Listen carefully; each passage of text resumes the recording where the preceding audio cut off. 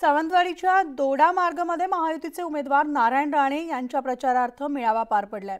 या मेळाव्यामध्ये राणेंनी उद्धव ठाकरे आणि संजय राऊतांचा खरपूस समाचार घेतलाय।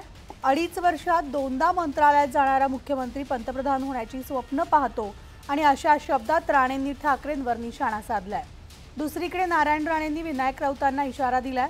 मी विनायक राऊतांचं डिपॉझिट जप्त करून निवडून येणार असा दावा नारायण राणेंनी केलाय। महाराष्ट्रात कारभार बंधू भगिनीनं मारताना 2.5 वर्ष मुख्यमंत्री त्या शरद पवारांच्यामुळे चुकून झाला।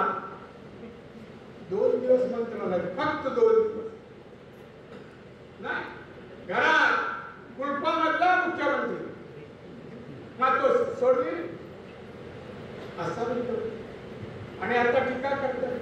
मी तुम्हाला एकच सांगतो, मी त्याचं डिपॉझिट ठेवणार नाही, ते डिपॉझिट जप्त करून मी निवडून येणार।